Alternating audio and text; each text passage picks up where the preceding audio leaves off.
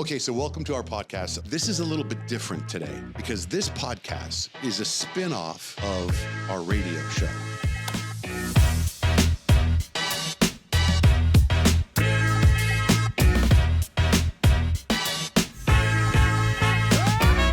Okay, so I don't really do an intro, but meet the Freemans. Hey. Thank you. Welcome to our podcast. My friend Walter co-hosting. Walter, you guys, So you guys have all known each other for a long time? I feel so left out. We've known each other for a really long time.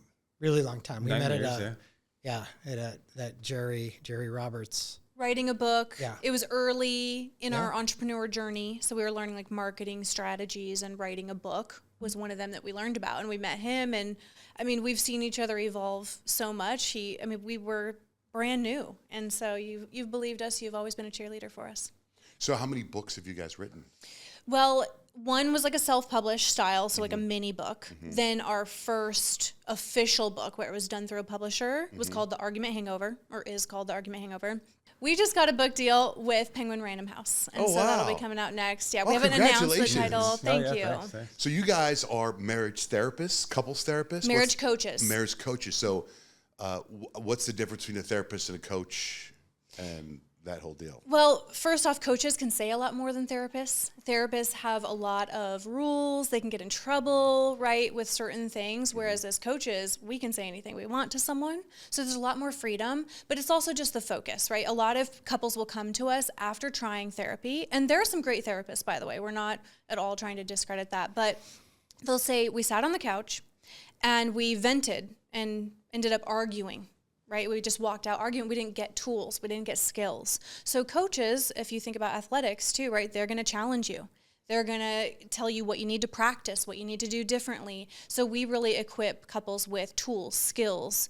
So people find it really effective.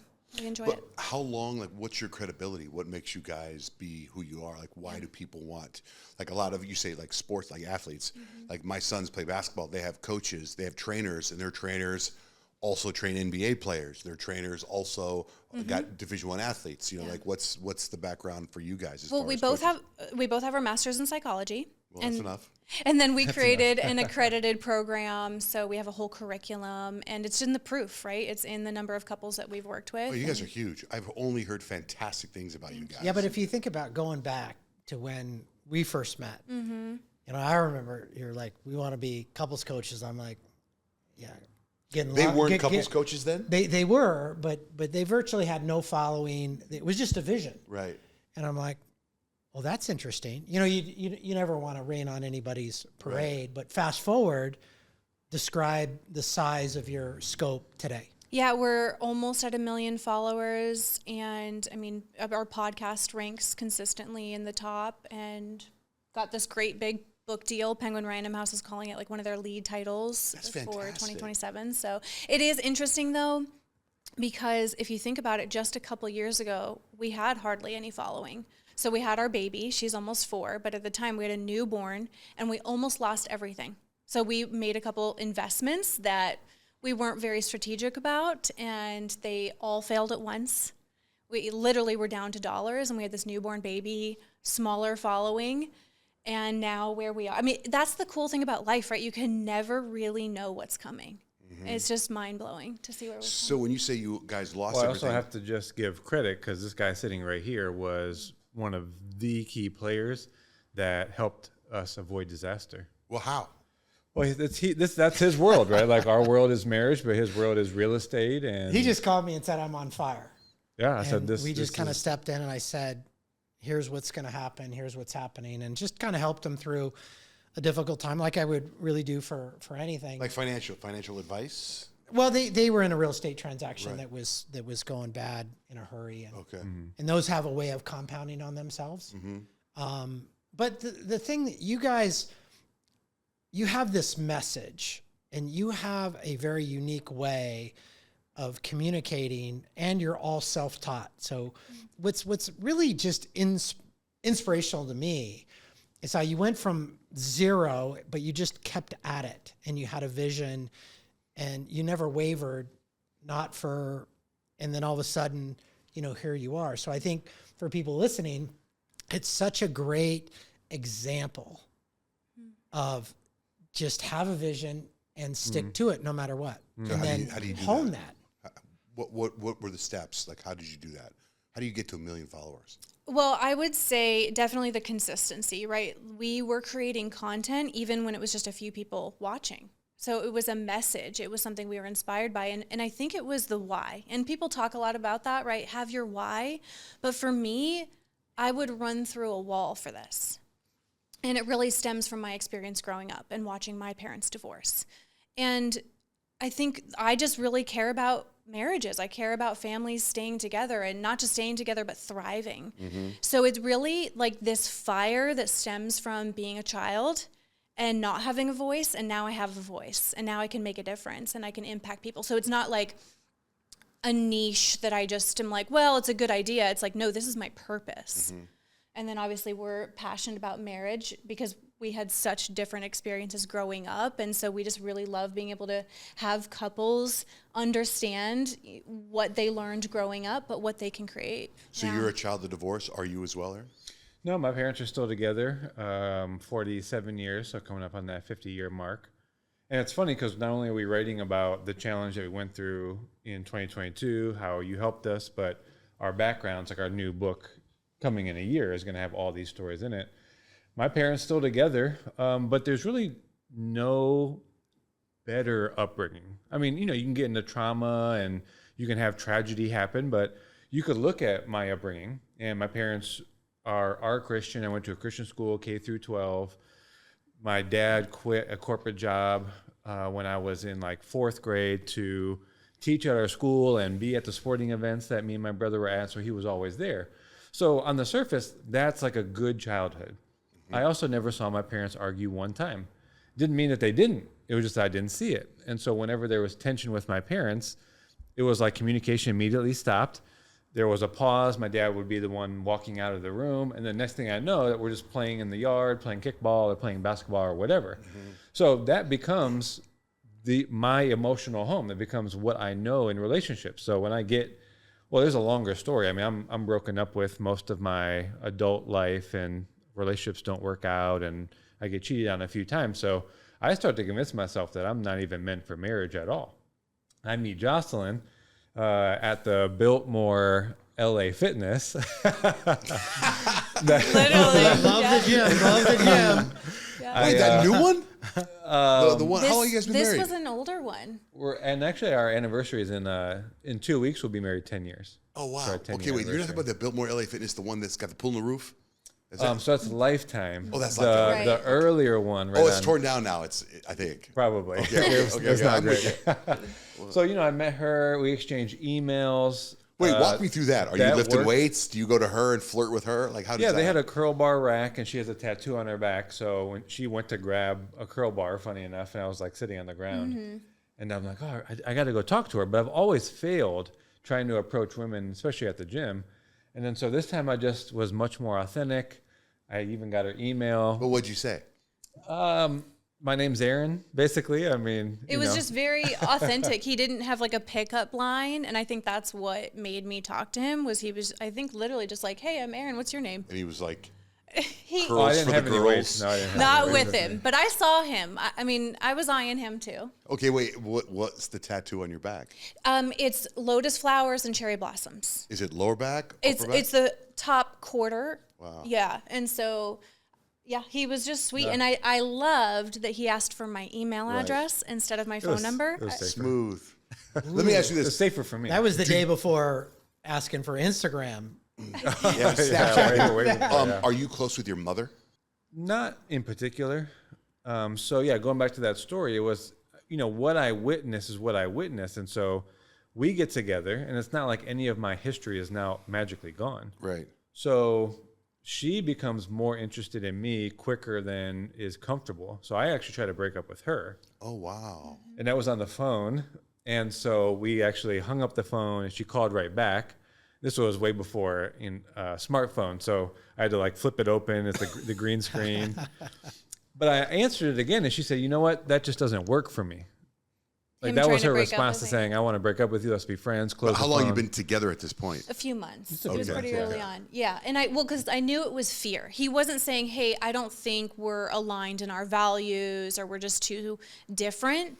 like all of what he was saying was, you know, this is great and you're great and I feel all these positive things. What he was sharing was his fear of being hurt again, of how serious it was becoming. And so there was a moment where I was literally thinking about it and I was like, wow, I could go the rest of my life wondering what if, or I could just put my heart on the line right now and just say the bold thing. And so I was like, let me do this. Let me see what happens. It really, like, when we talk about something that hits your subconscious, like I couldn't have even told you if you asked me, what if this girl was to call you back, what would have you be back in? I'm like, oh, nothing. But she calls back, and it was the way that she said it, like really spoke to the subconscious fear that I don't have to fear rejection or that she's going to just break up with me.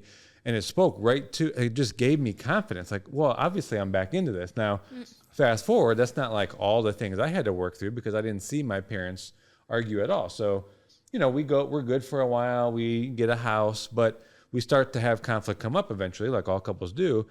And my only model for conflict is to, you know, we're in the car, I stop saying anything, I look out the window.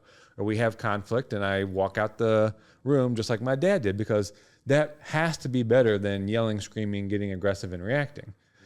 But I find out that has my partner feel isolated, incomplete in the conversation. And from her upbringing, she won't leave a conversation alone. She's like, we're going to get this resolved. So these were literally the opposite forces. Jeez. So we realized early on that, hey, there are things that we both learned that were modeled to us, and we can either choose to keep those going, or we're going to really do the work together and unlearn these patterns and learn some more productive things for the success of our marriage. It's amazing that you took it the way that you took it rather than be like, okay, next. Yeah. Yeah. Totally. Look, to have the balls to call back. Thank you. Who does that? Who does that? I know. Especially on the women's side. Yeah. At this point, had you already had your psychology degree and you already knew? So. Not at that point, but I was in a leadership program. So thankfully I had a coach that was challenging me and my communication and where I would operate from insecurities and fears. And so I was being challenged and really seeing where I would really play out just insecurity. And I was like, you know what if I was just confident? What if I just said the bold thing, put my heart on the line, and I could be turned down? But I didn't want to have that what if. I really changed so much in having a coach and really seeing just how the way I showed up in relationships was not authentic. I was a chameleon. I would not say what I really meant and felt, because I was afraid of being rejected. But also for him, you had to have gone, I love this guy. I'm not just going to let him go. There's something like there's more to it. It's just not some guy. It was just something that I felt like, because funny enough, when I met him and we went on a date, I was actually in like a dating spree. You know what's so funny? What's a dating spree? Yeah, so funny enough, I was not like a big go on a frequent date kind of person.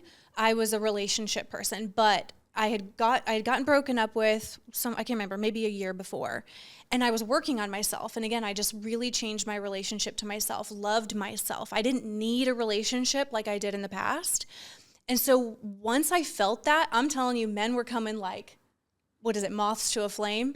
I mean, our first date, I find out years later that I was just one of two that same day.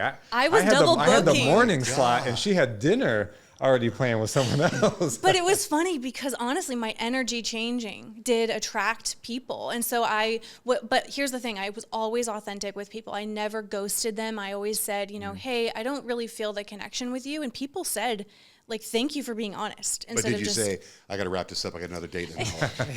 Well, after I went out to breakfast with him, we went to breakfast, I canceled the next date and I didn't book anymore. Wow. Because I felt such a connection with him. So I was like, you canceled everybody else? Yeah. Okay. But you met him at the gym. Were you on a dating app or a website before that? It was just guys coming up to you, or did you ever go up to a guy and ask him out? No, I was literally attracting people just because of my energy. So it was at gyms, it was at coffee shops, introductions. Okay, so let me ask you this. You guys have been now about to celebrate 10 years? 10 years married, together 12. Okay. And in that time, have either of you ever been out somewhere and bumped into someone that you were on the dating spree with? Like, oh my God, that's Jerry. I met him and then be cool. We did. You actually met one of my exes, like had a conversation. Have It's I met actually one by of the yours? yoga studio you go to now, I think. Yeah, someone local. Have I met any of yours? I'm trying to think. I don't have any. Oh, I mean, I didn't really, mean to. and I grew up in Ohio too, right? So, like Cleveland area. So that's where I went to college. So that was my early years. and You then- dated people. You weren't in like long-term committed relationships. No, I think my longest before that was like 2 months, maybe. And then So that it was a pattern for you. 2 months, break up. 2 months, break up. being broken up with. Or being yeah, broken up yeah. with, I mean, right. I never was the one that broke up with someone else. So I'm always on the breakup. And So what's it like for you when you met someone that she'd been with? I was pretty confident because I think we had been together. We may have even been married at that point. It could be, yeah, something like Is that. it important to know the past?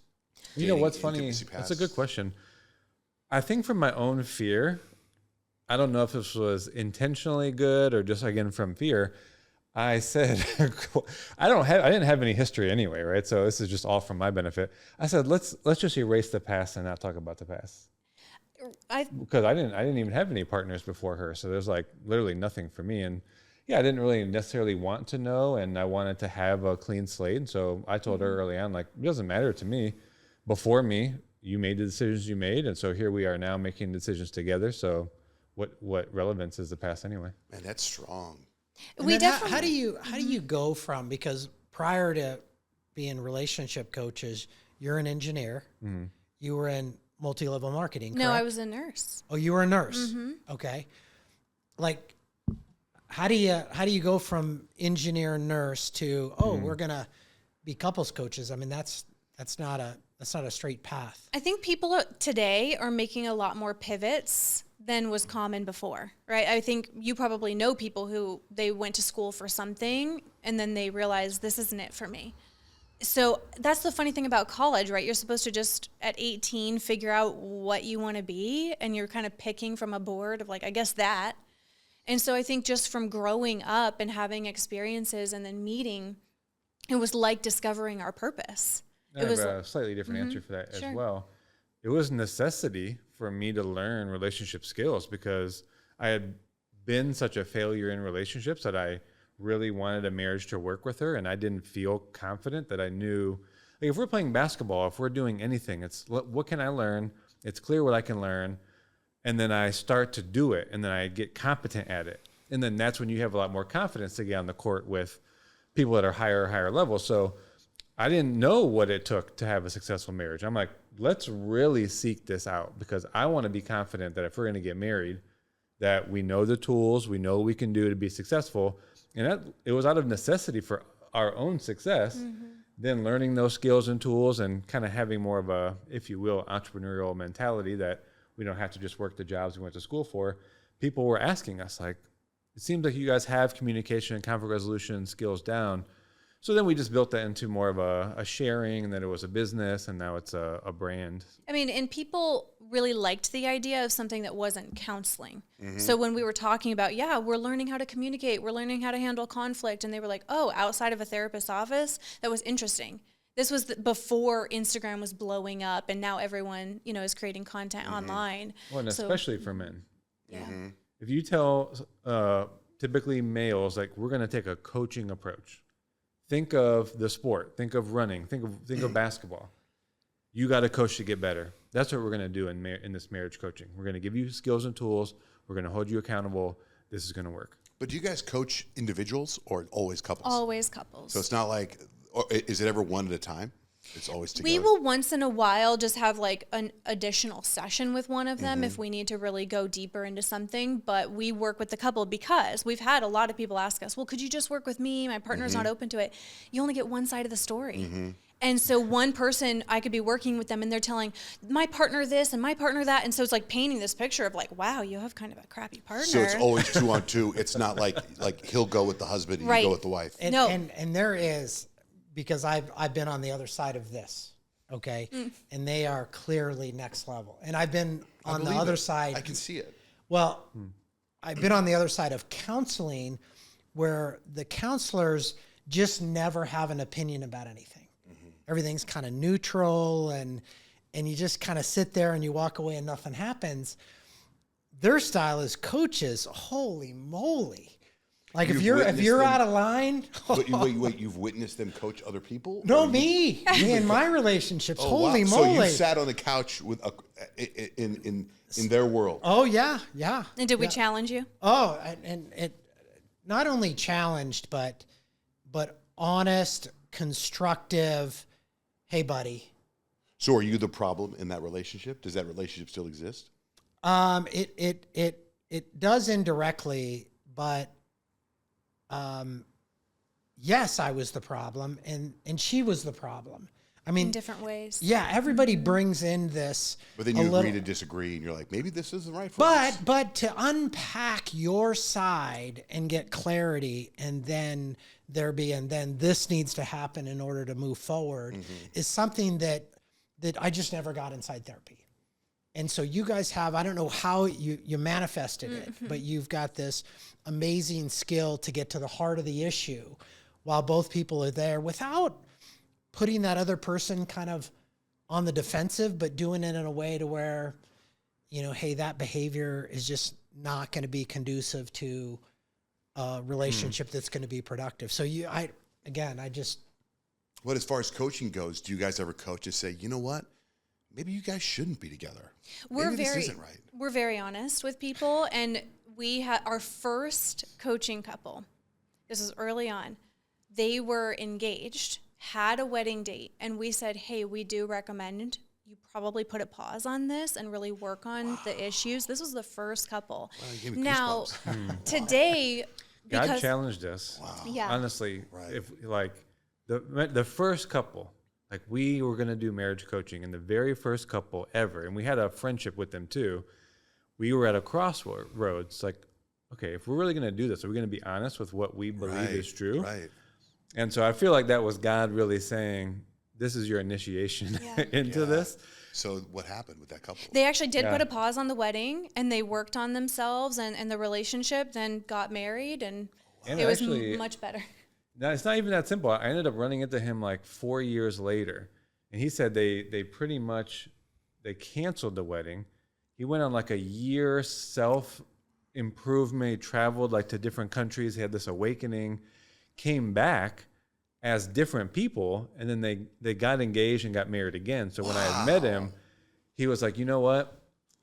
He was like, it was really challenging to hear you guys say that we shouldn't, but he's like, now sitting here, he's like, I'm so glad we're actually different people. Right. Now, here's the thing about today. Because of our brand and the type of videos we put out, we're parents now. And so we do loop in a lot of the parenting elements. We attract mostly couples who have kids. Of course, there's exceptions. So it's more complicated, right? Like, we're not going to straight up be like, you shouldn't be together when you have kids. Because my mission is to keep families together, right? But not just surviving, thriving.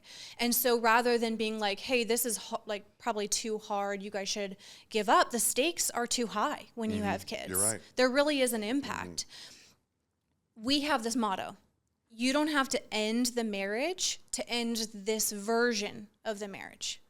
So you can end how it's been existing, the patterns that have been occurring, how you both are playing a role, as you were talking about, and really draw a line in the sand and have an honest conversation about what are we both going to change for the better, and what are we going to do moving forward? And of course, there's specifics to talk about, but I think that's what's possible. You know, people, when they encounter challenges in marriage, the quick impulse is to be out. Rather than to change our marriage, I can change my patterns.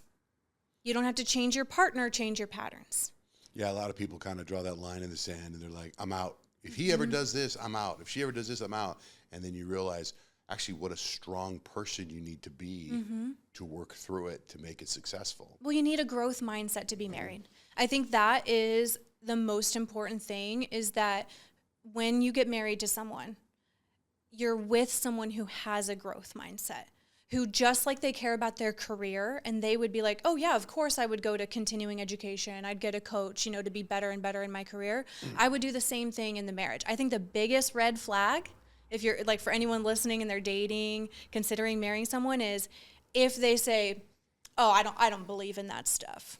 I don't believe in that, therapy and coaching stuff. That's a red flag. I agree Because with you you. know why? What they're really saying is, I'm not willing to look at myself. What have you guys learned about your coaching, or like how has it evolved? And then how has your relationship evolved? And, you know, not everybody, it's not always easy, right? Nope. Been in a little rough patch recently even. We're very open. We have a podcast as well, and we are very open about how there are happy and hard moments of marriage. Between you two? Yeah, of course. When you do your podcast, is it weekly, monthly? Weekly. Weekly. So will you sit down and go, you hit record and you guys are therapizing yourself, if that's a word? More Do you know what I'm so, saying? I'd say we really reflect on the sessions that we have and like what are the themes that we're seeing from men, from women in marriage. So we really take a lot of what we talk about from sessions, and then it's so funny how it works out. I'm sure you have the experience too. We'll go through something, and what's been a miracle for us is that we have this outlet. Like we have marriage coaching and putting marriage principles online as a way to alchemize our own challenge, which a lot of people wouldn't have. So we go through a challenge, and we know that that is eventually for us, not only for us to learn, but that when we learn it, we teach it. And so I can't tell you how many times we have something come up in our own life, and that when we legitimately transform it, a wave of couples will come into our sphere dealing with something very similar. Now we're already prepared to really help meet them where they're at. And that's happened so many times. Because to your point, like our belief, and this is what we really invite couples into, is that any challenge that is showing up is because it's trying to teach you a lesson. Like that's our philosophy for life. Any adversity that you face, any challenge, any obstacle is trying to develop you into being a better version of yourself.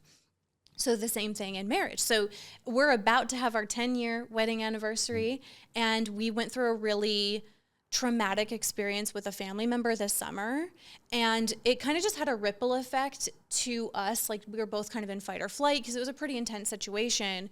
So we were just more reactive towards each other, more sensitive, you know, just conflicts coming up. And so it was an opportunity for us to go, okay, where is our reactivity coming from? Why are we being more reactive as opposed to just letting the cycle spiral out of control? So we just really look at challenges as something that's trying to teach us. So you had to address it pretty quickly then, or and before it spirals. Of course. Right? That's one thing I've realized too in marriage, and more lately now, is communication. Is so, I know, maybe I don't know if that sounds cliche, but Mike, every time now I feel that there ever was an issue, it's communication. Yep. You've got to be, and as a guy, I think it's hard to open yourself up like that about certain things. You know, in fact, I was on your Instagram, and I saw a bunch of stuff, and it just reminds me of so many different levels of marriage.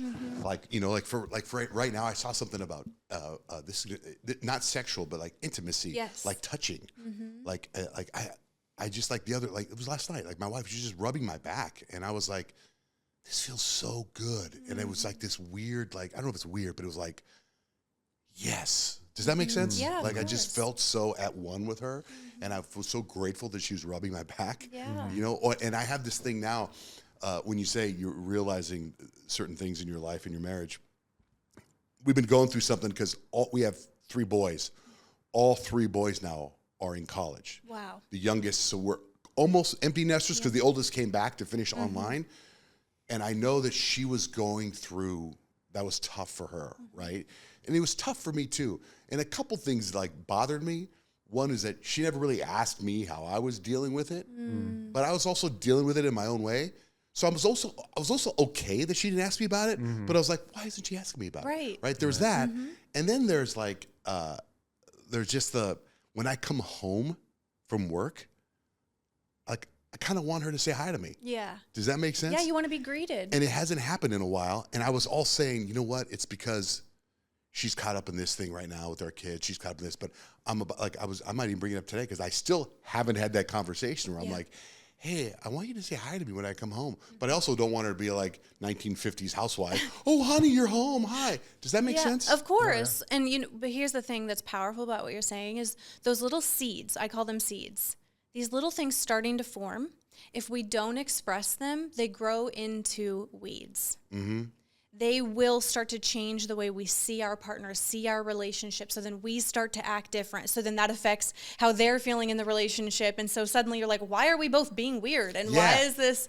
Because I was weird. I acted weird about it. And I don't think and then I because she didn't say hi to me, I like got pissed. Yeah. So I just turn on the TV and make my lunch, and I'm just sitting there, and then she'll go, "Oh, you're home." I come home every day at this time. How do you know? And it's funny if she watches. I better talk to her before this podcast drops. Yeah. It's great though, because everyone can relate to that stuff. And that's the thing is people think that it's just happening to them. So it's all this marriage stuff is just behind closed doors, rather than we have talked to a lot of successful people and they all deal with the same things. It doesn't matter how successful you are, how strong you are. The dynamics of marriage are very universal. I find that being as open as I can and as vulnerable as I can has really helped our marriage. Yeah. I've been married 29 years. That's amazing. That's a long freaking time. Yeah. So I have a question for you. So we talked a little bit about what was modeled for us. What did your dad model for you? Like, how did he show up in the marriage with your mom? So my mom and dad, they divorced when I was like 18, but they always hung out. We were always together at Christmas. We were always together at birthdays. It was weird. It was just like they lived in different places. I think they always loved each other. But my dad was always respectful to my mom. My mom, she's Mexican. She flew off the handle all the time. She was screaming and yelling. But my dad would always, why can't we have a conversation and talk like this, right? This is how they would fight. Does that answer your question? Or Well, no? Did he express himself? He would, if they got into a huge fight. Now, when I was a kid and they got into a huge fight, I would get excited because I got to stay up late and watch TV. So I would be like, they're fighting. Yes, we get to watch TV. But he would go close the door in his room, and I remember it was like, ooh. But isn't that interesting about how it wasn't just communicating, it was to express myself as a fight. And that's what a lot of people associate if they witnessed conflict. Like for me, same thing, my parents divorced, and it was, I didn't see communication, I saw fighting. And so that's what a lot of people, if they did witness that, they associate expressing themselves with this is going to start a fight. Yes. So then they don't want to do it. And then my dad would come out of the bedroom and then fight with my mom. They would argue about stuff, and I would witness. I can't remember what it was, but I just remember the tension, you know, and how ugly it was as a kid. Yeah. But I also think like now, like I communicate with my wife. She communicates. Like we've been to therapy a lot. You know, it's a lot to be 29 years together. It is. You've got it's a lot of work. And I have to say honestly, in 29 years of being, I don't think my marriage has ever been happier and healthier than it is right now. Why do you think that is? Communication, being open about everything and vulnerable and just sharing like everything, you know, everything. Like I like she called me handsome today when I was leaving the house. And I know that sounds silly, but I was like, I like that. Yes. You know, I remember that came up in therapy one time. I was like, you know, I don't know if you think I'm attractive or not. You know what I mean? Yeah. So where did your vulnerability come from? Because when we went to Jesse's, Oh yeah. we're all sitting there on the lawn. He says, okay, raise your hand. Where are you from? Why are you here? All that stuff. And you're one of the first people that talked, and talked That's because about, they went in certain order. I hate that stuff. Yeah, and stand you described how uncomfortable you were. I don't know what I'm getting myself into, and I'm like, God, this is somebody I want to hang out with. I mean, he was so raw and real. I'm like, I know this guy from the business climate, and that doesn't match, but yet it does. And so that was so that whole thing was so out of character for me. I was lying in bed with my wife. This Jesse Itzer guy who I big fan of, I love. He posted something about a sauna and cold plunge, which I love. And my wife was sleeping, and I did it. You just signed up. I did. And then she woke up, and I go, I did this thing. And she goes like, what are you doing? I go, I signed up for this thing. I'm trying to unsign up. And she was like, do it. Just do it. I'm like, no. Just do it. You got to do it. Just do it. Just do it. And I was sick to my stomach for days until this thing happened. Oh, wow. And then I loved every second of it. That's awesome. And so that's when I decided to continue to take challenges and do stuff. Kind of like this podcast. Like this kind of stuff freaks me out. But by the way, a couple things. I love your arms. Oh, yeah, okay, great. Thanks. I love that. I always want to have arms where I'm talking, you can see the veins. Oh yeah, and you have. We that. met at the gym. That's what drew me. Yeah, that's just drew me that's in. awesome. But also, no, he's jacked. I'm fascinated by not wanting to know her past. Not that you have some crazy past, but like my wife, we were dating. I wanted to know everything, you know? And maybe this is bad, but 29 years later, I still bring up her first boyfriend. I bring him up all the time. Funny. What for? Just to have fun. Okay. Like, in fact, she even said like I said, we took my son to school. He's a freshman at the University of Arizona.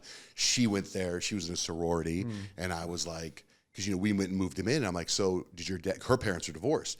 I said, so how did you guys move into the dorm? She said, oh, my mom moved me in. I go, just your mom? And she's like, oh, and somebody else. And it was her boyfriend. I'm like, so it doesn't bother me at all. I mean, I look at it like I won. Yeah, of course. right? You got 29 years and kids.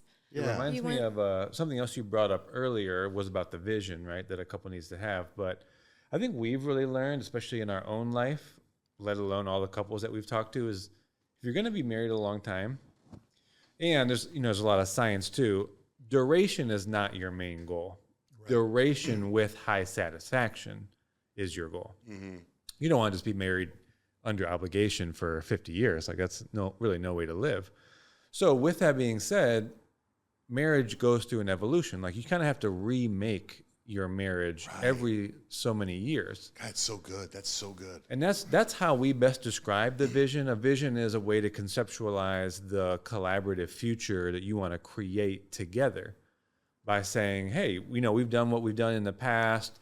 We have the amount of money, the kids, the achievements, but okay, here we are now.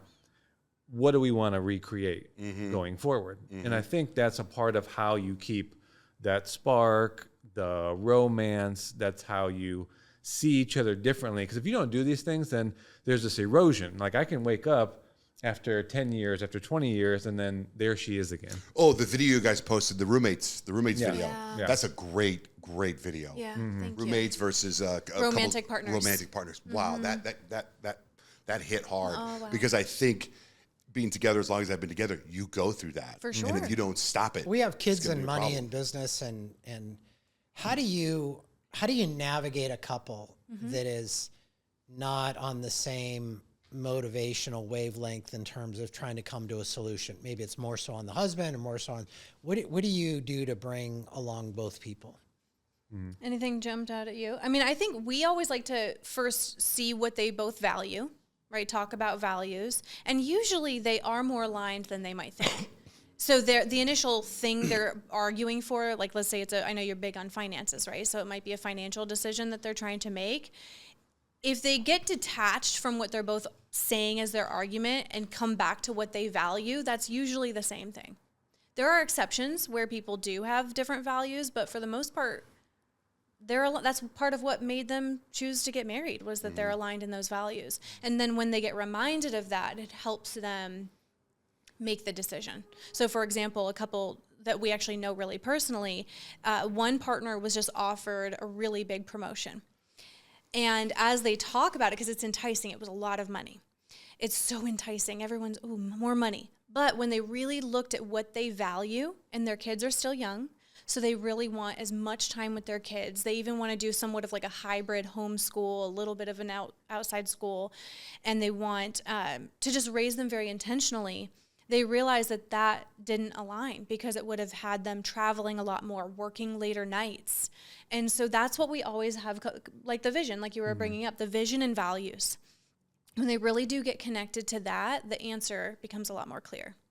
And to simplify it, things typically get worse the more you focus on yourself and the more short-term you get.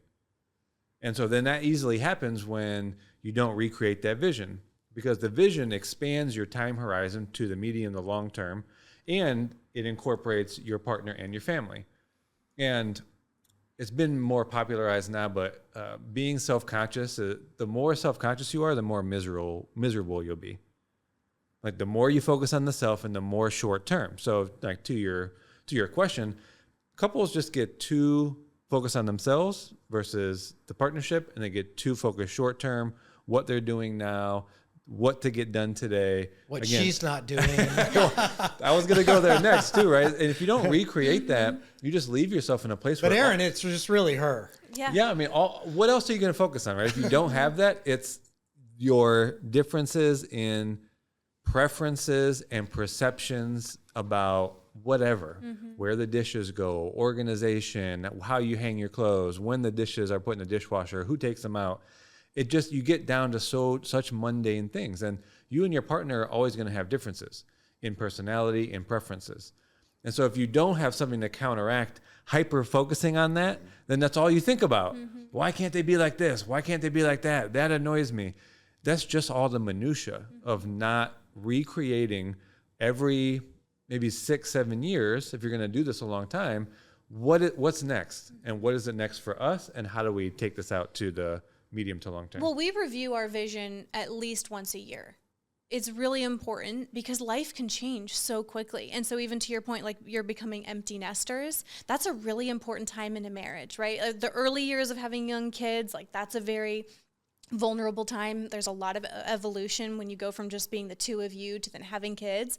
But then also when you're going to have, you know, your kids out and no longer in the home, that's a time to also go, what's next for us, babe? What's our vision now? Otherwise, it's very easy to feel kind of like you've grown apart, or it's just the mundane. You do grow apart, especially when you are like the breadwinner. And so you're making the sacrifices to be away from your family to go to work. Yeah.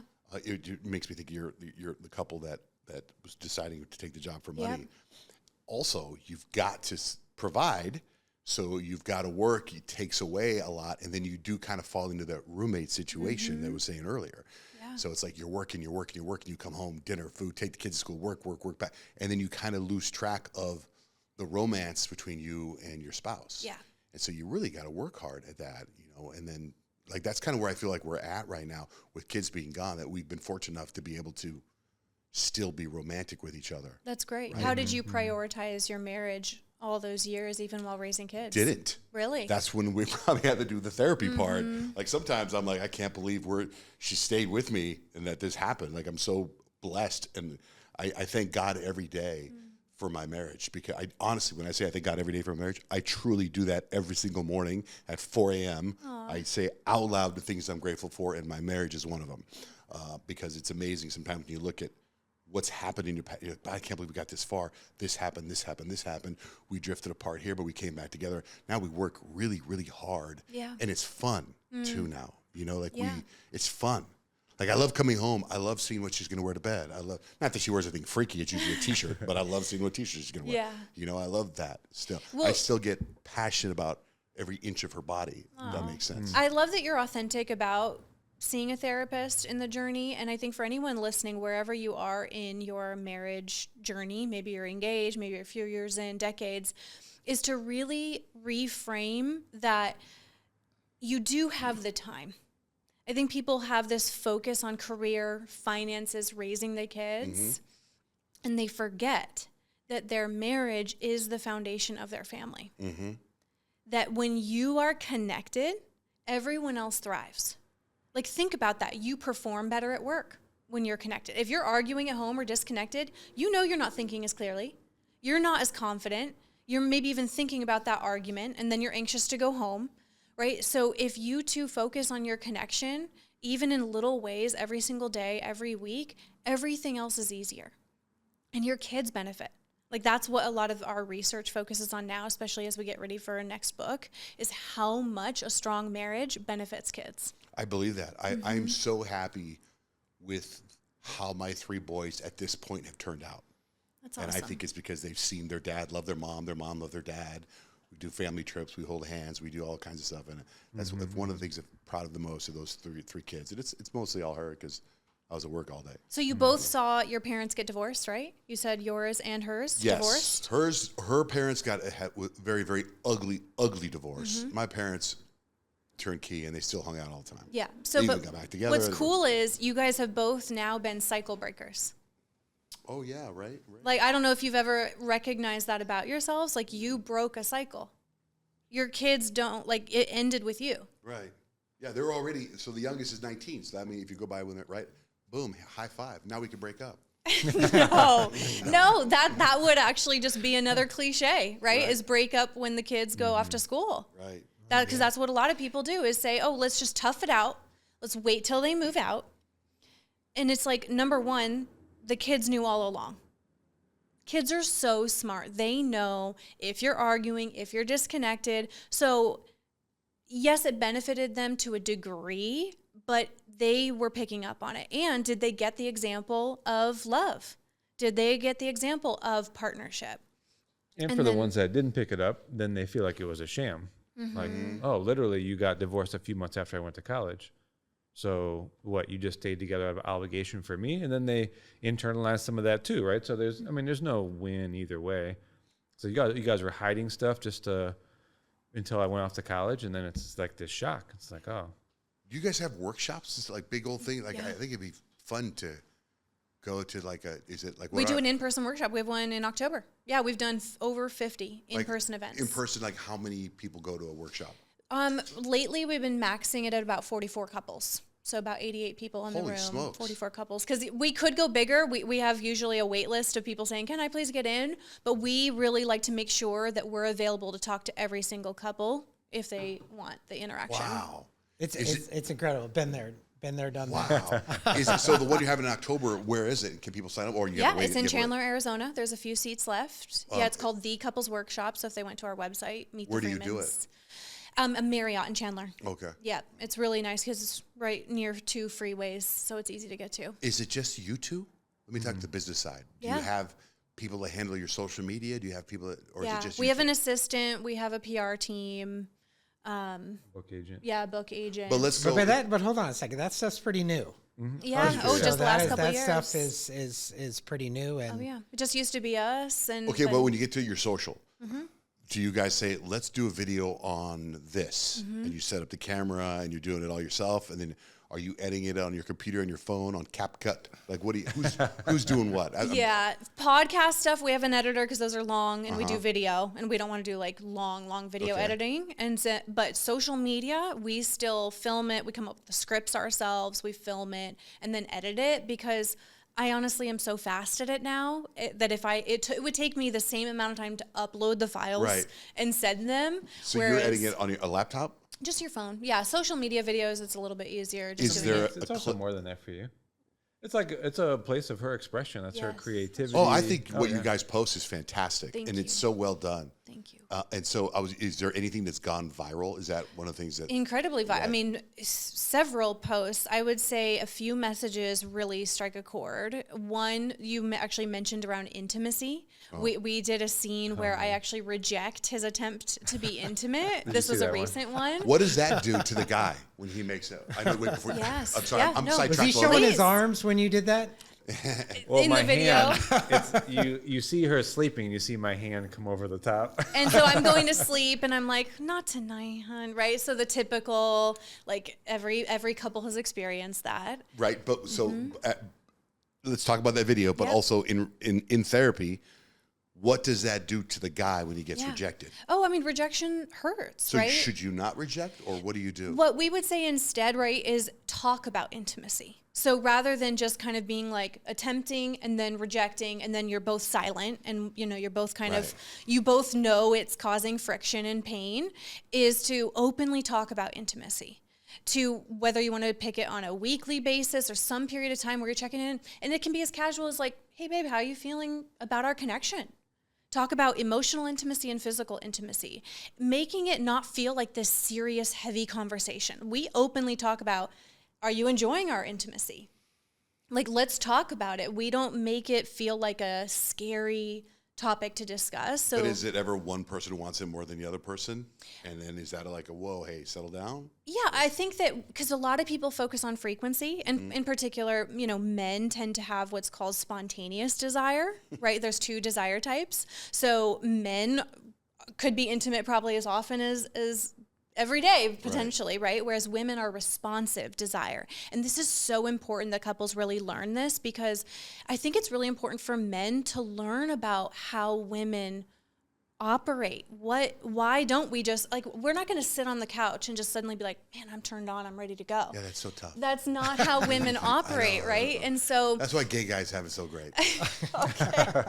I don't have an opinion on that, right? But I think just being able, if any men are listening to this, is to just talk to your wife and really understand, like, what does help you feel you desire intimacy. And so responsive desire is when you're really responding to the environment. You're responding to the amount of connection that you feel in the relationship. And also we're sensual, right? So we're not going to, again, just spontaneously feel like it. It's really because we've been flirting. You know, he's been thinking about things like you can think about the love languages or even a part of it, but also sensual experiences. So we don't have to go on a whole thing like that. You can watch our reels on intimacy, but it's But also talk sometimes about it. then the guys, you know, I talk to my wife about this sometimes that I know the women want the whole romance thing, but then guys also sometimes, like, I think we look at it a couple different ways. One, it's going to help me go to sleep, right? I know there's the whole love thing, but I got to be in bed. I want to be asleep in 10 minutes. Let's do a quick. But then it feels transactional to women. Right, but it also, I think it's okay. You got to compromise sometimes. Well, it's just where the proactive communication, Right. comes in. And so she's going to share with me the season that she's in, what has her feel desire and connection.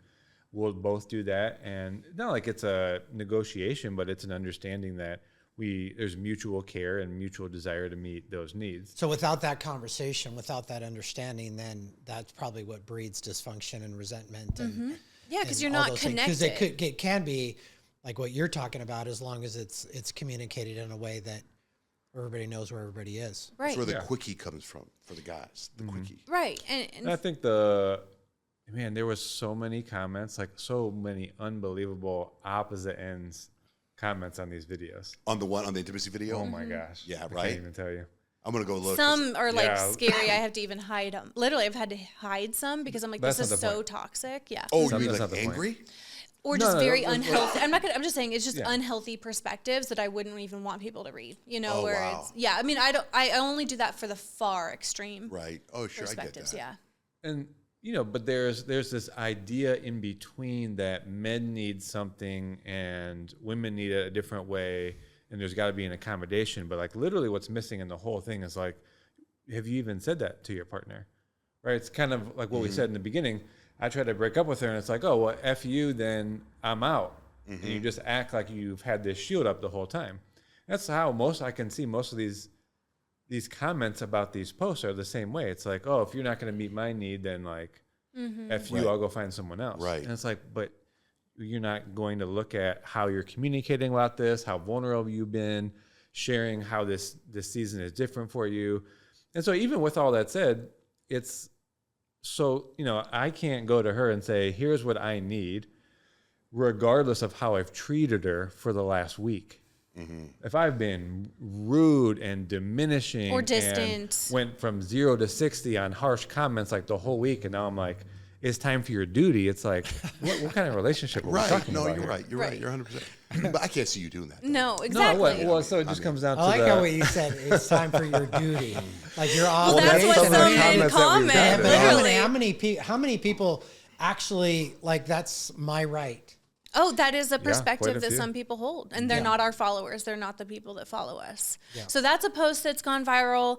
Also, we have another one that really struck a chord where it's about don't stay married for the kids, and Oh, we I saw that actually one too. Yeah. we reframe it and say fight fair for the kids, communicate for the kids, break the cycles for the kids. So to again just challenge that whole perspective of like let's just tough it out and stay together. It's like no, do the work. Do the work for them. Getting back, I want to get to the methodology of your social media because it's so huge. Do you do a post a day? Yes. No matter what. Is that how it has to work? It not has to. I'm the marketing person. So Right. we run the business together, but Right. I just happen to be the marketing person, and it is a creative expression for me. Like I'm not a good artist, I'm not a good painter or Right. anything like that. And so it is like an outlet for me. I love words. I love communicating through language. And so I choose to do a post every day. But do you set a day where you film all your content? Yeah, we And- do. and- Yeah, and we'll then film you chop usually. it up and then you drop. That's how it works. I just think it's so fascinating. Yeah. I want to know because it's for like me and my social media, I'm shooting stuff. I have this and I post it. I really want to start to think about it and see how, especially your stuff's like so well lit. It sounds so good. It's really, Thank really well you. done. Thank you. That Arcadia High School did their job.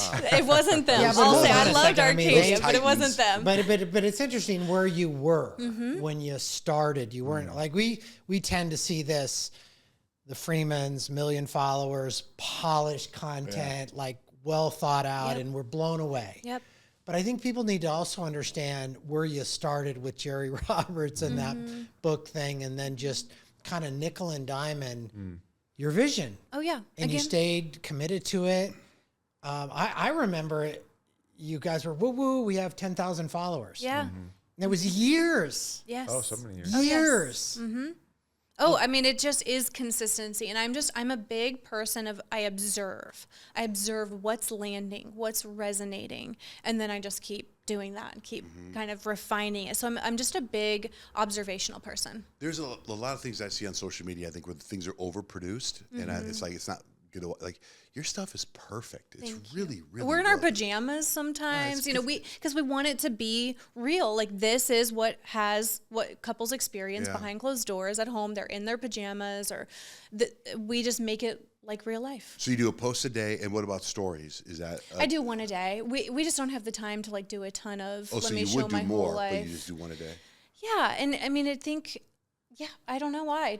I'm a mom, and we run a big business now, and so I only have time to do one story a day. Speaking about, how about parenting now? So Yeah. you're a new mom, new parents.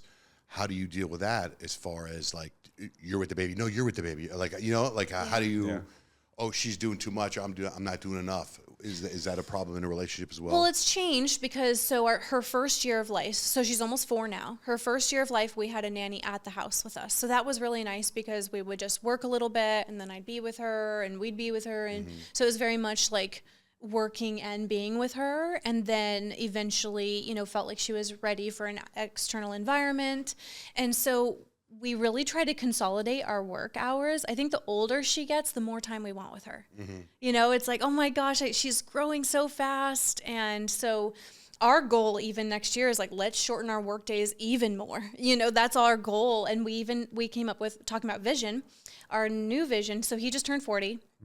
So 10 years from now, he'll be 50. And we said, let's get to the point by the time you're 50 where we literally have the choice to work or not. Because what's cool, so we had kids a little bit later in life. I was just shy of being a geriatric mother at 35, right? And so when she's a teenager, like, we want to be able to just travel with her, right? Have work a little bit, work when we want to. So that's our new vision that excites us. Do you guys do vision boards? Do you do the? We used to do that a lot more, like with the pictures and things like that. Now it's more like we just write it out. You write down your goals and talk about it? Yep, talk about the vision. What's I it think that look stuff like? works. Oh, it does. Yeah. It's important. Otherwise, it kind of just feels like you're just doing stuff rather than you're doing things that are on track to some vision. Yeah. Psychology has a phrase that says your aim creates the frame. So whatever you aim at in life creates the perspective that you see anything. So it's what I'm aiming for determines whether I see Walter as an opponent or as a teammate, or if any challenge I face is an obstacle or is this going to be an opportunity. So there's like a lot of psychology that literally how our cognition works, how our perception works, is correlated to what we're aiming for. So understanding what we aim for, not just from a conscious perspective, because that's another thing in marriage, right? It's like you can talk to husbands and it's like, well, what do you actually value? Oh, I value family. It's like, okay, tell me about your week.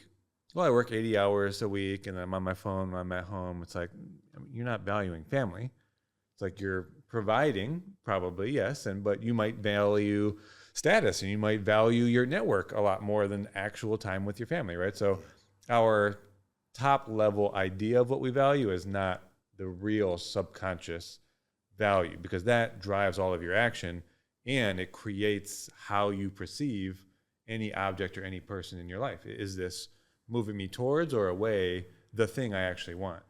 And for all of us, like, being honest about what we really want and what we value is a hard conversation by itself. Is there a book that you guys both love? Gosh, so many. We've read Success so many book. self-development books. So, yeah, self-development. One of my favorite is The Big Leap. It's a really great identity book. I love that one. And then a parenting book. I love Good Inside. Okay. That's my girl crush, Dr. Becky.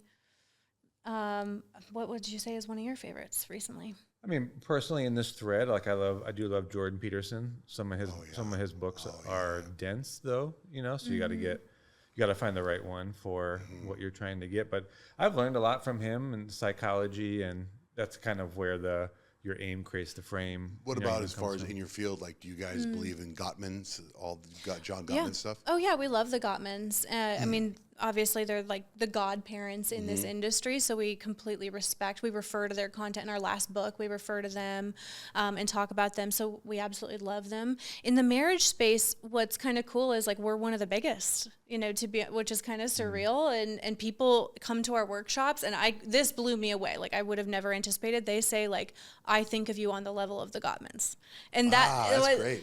I mean, we don't Well, they see got to hand off ourselves the that baton way. at some point, right? Yeah, potentially. Right. But there's My a hand lot is of ready. we're friends with a lot of Take the people in the baton. space, but I think people, number one, they resonate with us because we're a husband and wife team. So they get the male and female perspective of things as opposed to just one person.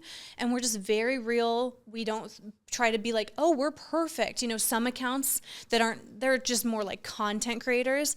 They'll like do these elaborate, rose petals to the bed and these candles lit everywhere. And it's like, yeah, that might get likes and views, but it's not what's happening every day.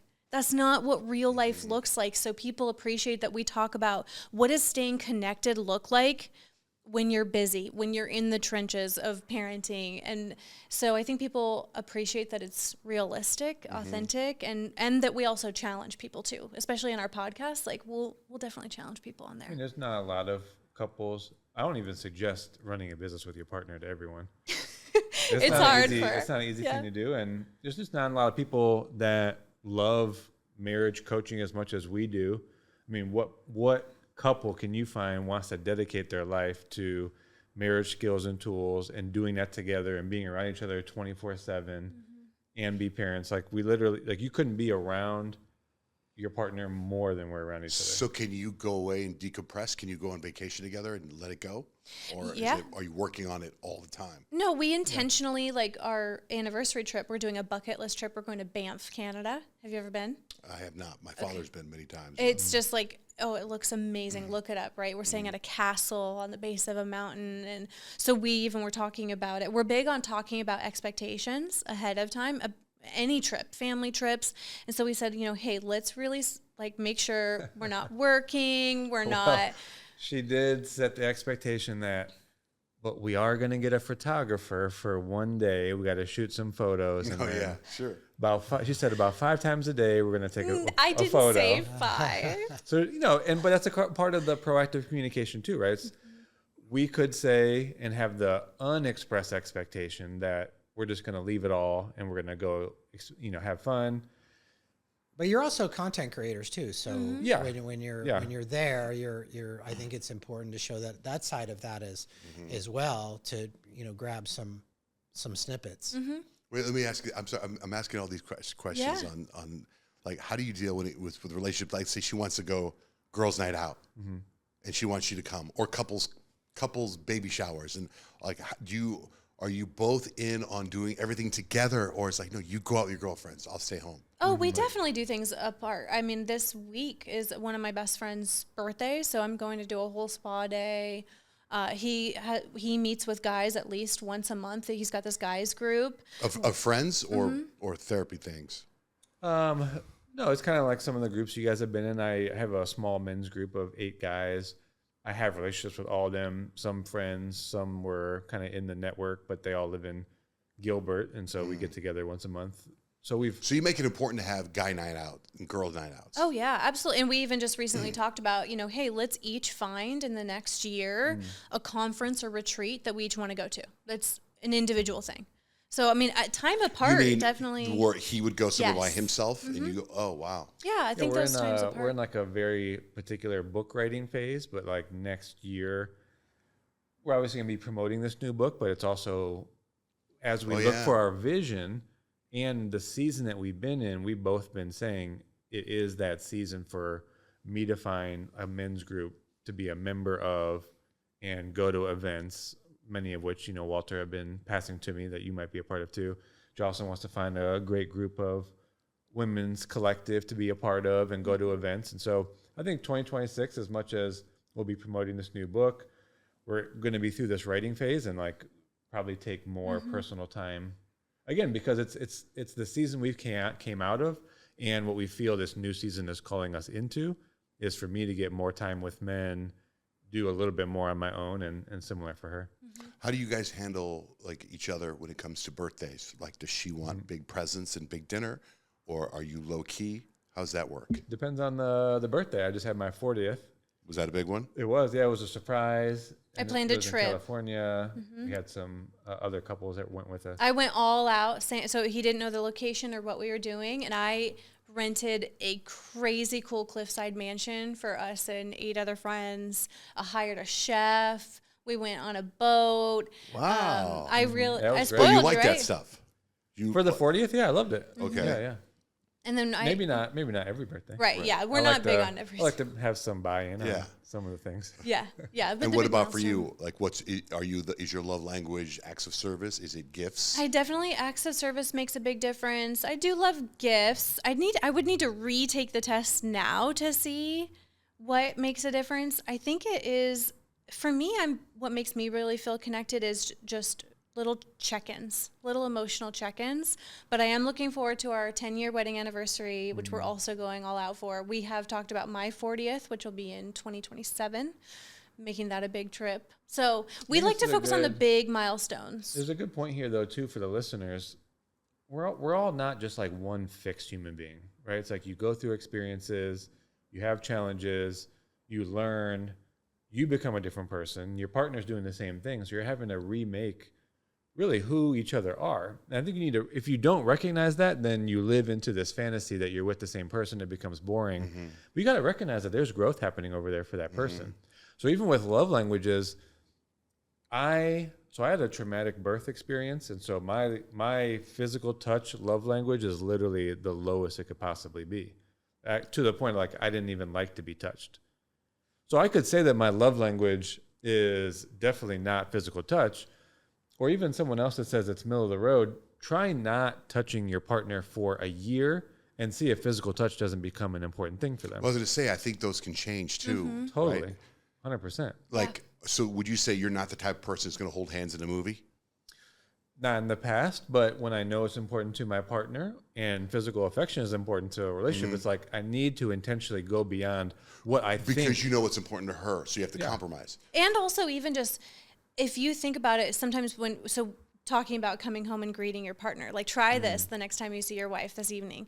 Rather than just the quick peck or a quick hug, hold each other for several seconds and you release oxytocin, right? There's something that happens in our bodies when we are really holding someone. So it's good for brain chemistry, your body. I've said it to my bond. wife before at night when we're in bed. It's like, hey, this doesn't have to be about sex. Let's just hold each other for a little bit, and and I feel like it's like an iPhone battery charger. Yeah, because It's like, your body yeah. is literally feeling bonded Yeah. with someone. When you say you had a traumatic birth experience, are you talking about actually birth, like the day you were born? Something happened? Oh yeah. I was born 6 weeks early. I was only 4 pounds. I wasn't breathing, so they had to put me immediately on respirators, and I had whooping cough. I was blue. I mean, And you think that because of that day, that's affected you as an adult? I Wow. think, and I didn't put it together till later in my life, but I really never liked being touched. And then a friend of mine was like, "Well, wait, tell me about your birth again." And she was like, "That makes so much sense." I'm like, "Oh my gosh, it does make sense." It's like if you were a soul and you came into this world and the very first experience you had was physical pain, being jabbed with needles and respirators would probably do something to you. Yeah. And I was like, wow, I literally never thought about that. How about your brother? Did he have a birth similar, or did he? Oh no, he had a fine birth. So yeah. he likes being touched. He likes being hugged and stuff like that. Yeah, definitely. Wow. He's got different things, some anger things that I think he's working through. We all have our things, Yeah. right?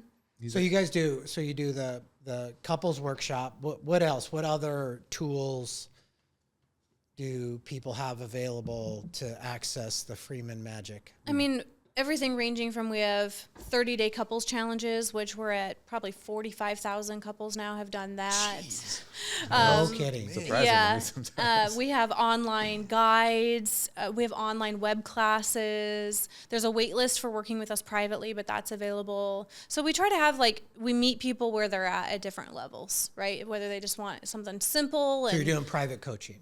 yeah. We scale that down, though, more and more as we, like, work on our book and other things like that. Yep. But that I don't ever want to go to no private coaching, because that's how we really get such a pulse on what couples are dealing with, right? And stay really plugged in and keep sharpening our skills. So we really enjoy that still. How about dealing with menopause and hormone issues and that stuff? Are you guys up to date in that? As far as what, That's been a part. We just did an intimacy series on our podcast, and we did an episode where we talked about that a little bit. And then I'm actually having a guest doctor on our show in the coming weeks where we'll talk about that specifically.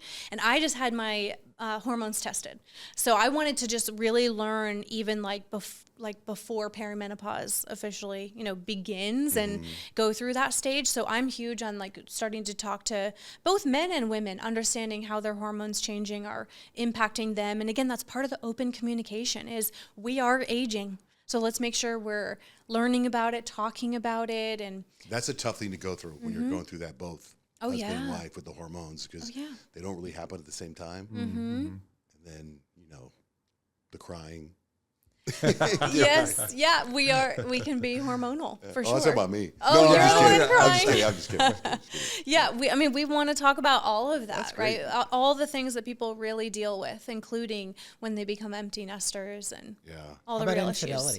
issues. We don't talk about that a lot, right? We have actually don't accept clients where that has happened. Because they really need to work with a specialist who focuses on that, because it is such like a niche challenge, right? And so that just isn't our main specialty. Yeah. Have you watched or listened to Esther Perel's stuff? Oh yeah, I love her. She's great, right? Oh, I'd like to yeah. meet her someday. Oh, same. She's amazing. Yeah, she has a lot of really powerful insights and just the human experience.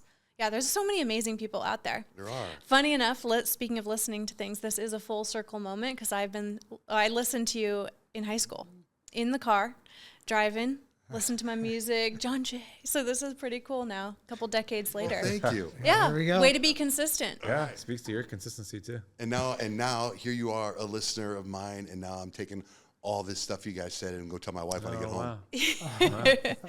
Isn't that funny? You can be like, she listened to me when she was in high school. Somehow and now I I'm could have getting influenced what happened in your career somehow. Oh, definitely. Yeah, there's always an influence. Well, thanks for coming on our podcast. Thank It was you. really cool to pick your brains on stuff like that.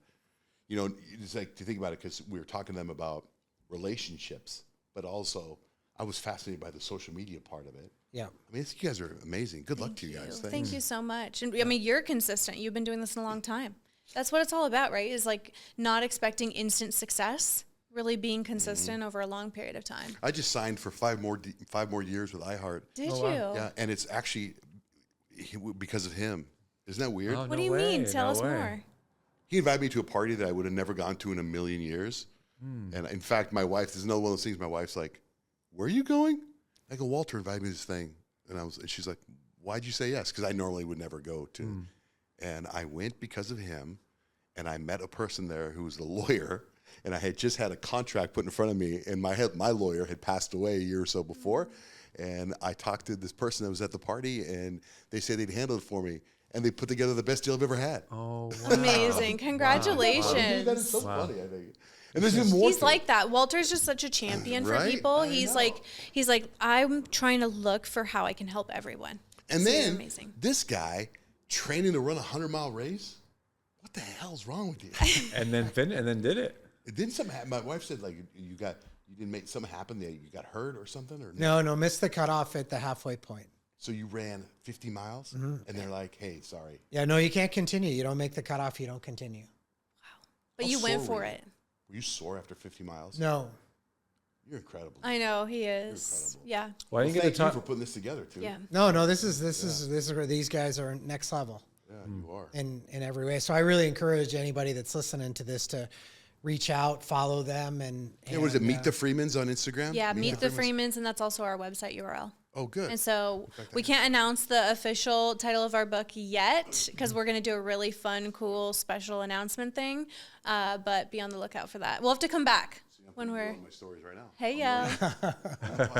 Yeah. But we'll have to come back and talk about that. Meet the Freemans. Let's go. This is great. Thank you for having us.